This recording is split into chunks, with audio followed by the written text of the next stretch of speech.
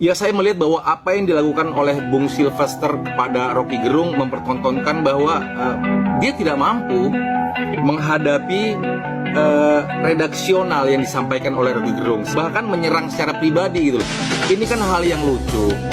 Jadi kalau kita tidak paham mengenai konstelasi politik dan kita tidak paham mengenai apa yang harus kita sampaikan, ya saya pikir mendingan nggak usah datang dalam sebuah diskusi gitu loh. Kalaupun akhirnya nanti kalau tidak mampu menyerang. Inilah kelemahan-kelemahan yang dilakukan oleh relawan.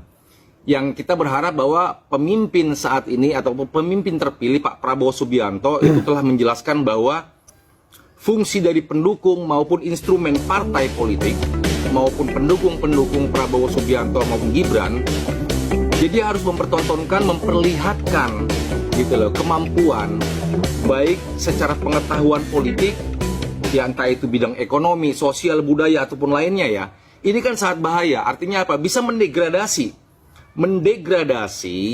bahwa selama ini Presiden Jokowi didukung oleh relawan-relawan yang tidak memiliki kemampuan gitu loh. Jadi melakukan penyerangan terhadap individu ini adalah satu hal yang menurut saya downgrade ya, sangat jatuh sekali gitu loh, tidak memiliki moral. Nah, yang kedua adalah disinilah pintarnya seorang Aiman Wicaksono sebagai host ataupun pembawa acara dalam diskusi tersebut. Dia mencoba memancing. Ya, basically saya sebagai jurnalis kebetulan memang pernah satu program dengan Aiman di salah satu TV swasta nasional.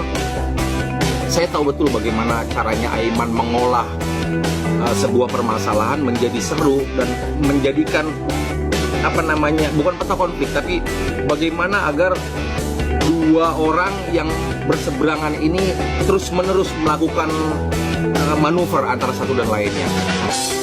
Harusnya narasumber tidak perlu terpancing oleh Aiman. Dan yang ketiga, menurut saya Sylvester itu tidak perlu dia marah-marah. Bahkan kalaupun dia memang seorang orang yang memahami hukum, ya jelaskan dari segi hukumnya seperti apa. Ini kan memperlihatkan bahwa Sylvester memahami bahwa Rocky, kalau kau tidak memiliki data, kalau kau tidak memiliki hal-hal yang sifatnya bukti, kau bisa terjerat oleh hukum. Kan gitu kan gampang. Iya kan? Jadi jangan kalau kalah mentok nyerang. Ya artinya semua debat ini kan sehat ya. Kita mencari solusi. Nah, inti dari debat itu mencari solusi. Ini kan menunjukkan seolah-olah dia hebat, seolah-olah dia ada di dalam sebuah kekuasaan. Dan kalaupun akhirnya memang dia mengatakan bahwa dia tidak mendapatkan jabatan, kalau begini kemampuannya siapa yang mau ngasih jabatan? Ya kan bikin malu namanya, gitu loh. Saya berharap bahwa relawan-relawan yang ada di Jokowi ataupun ada di Prabowo Subianto memperlihatkan kemampuannya, menunjukkan kepiawaiannya dan memahami materi sehingga dalam pemaparan sebuah diskusi itu secara substansi bisa dipahami oleh lawan bicara maupun audiens yang ada gitu loh.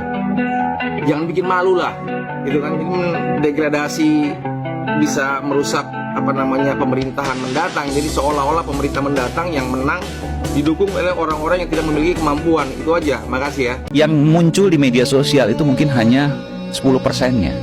90% itu nggak muncul. Ya. Mau tahu nggak siapa yang merekam itu semua? Lengkap dari awal sampai akhir. Namanya Gesh Khalifah. Waduh. Dia merekam dari awal sampai akhir.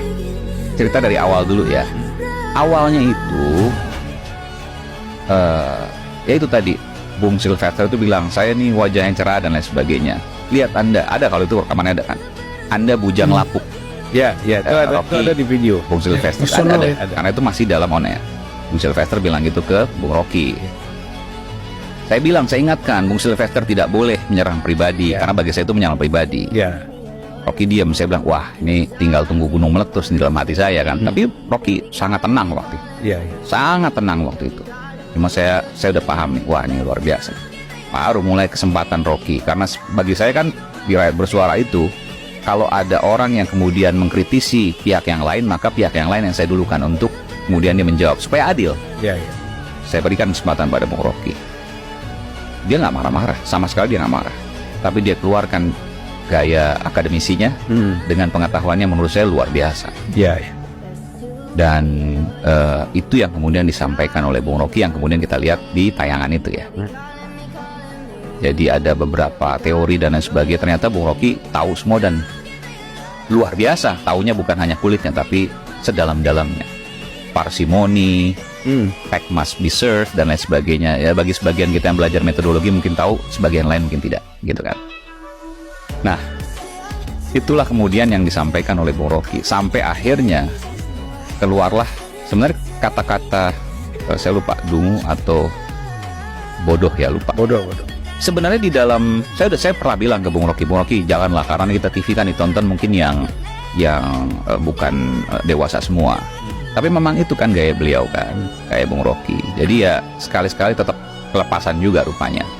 Nah di situ ada 2 kali. Yang pertama mungkin nggak didengar oleh Bung Sylvester, yang kedua didengar oleh Bung Sylvester, marah kemudian langsung memuncak. Ya, berbicara masalah jubir, kalau di level relawan sih ya mau gimana ya teman-teman. Namanya relawan itu ya mereka dengan sukarela membela atau mempromosikan calon yang mereka dukung ya. Tapi kita harapkan tentu kalau yang secara resmi mewakili pemerintah itu kita harapkan juru bicaranya tentu yang kompeten ya teman-teman. Tentu saya percaya nanti di pemerintahan Pak Prabowo tuh dia akan memilih jubir-jubir yang semoga itu kompeten, tenang, substantif gitu ya, tidak emosional, karena ya mewakili wajah atau mewakili pemerintah dalam merespon isu-isu yang mungkin cepat silih berganti gitu ya teman-teman, dan butuh memang yang kompeten ya untuk juru bicaranya. Tapi kalau bicara relawan sih ya namanya relawan tuh tidak ada paksaan ya. Jadi saya tidak tahu kalau Bung Sylvester ini relawan atau tim resmi. Katanya sih ketua tim Prabowo Gibran ya. Tapi ya saya nggak tahu itu tuh kategorinya tuh relawan atau resmi ya. Saya nggak ngerti deh. Yang jelas Bung Sylvester sih yang mewakili perdebatan-perdebatan gitu. Jadi ya saya pikir itu yang menjadi kelemahan Bung Sylvester, yaitu kemarin emosional ya teman-teman. Itu aja sih, tidak banyak yang bisa saya komentari, tapi sangat menarik analisa yang sudah kita dengarkan sebagai tambahan pengetahuan bagi kita. Kalau menurut teman-teman bagaimana? Coba tulis di kolom komentar. Itu saja video kali ini, sampai jumpa di video saya selanjutnya.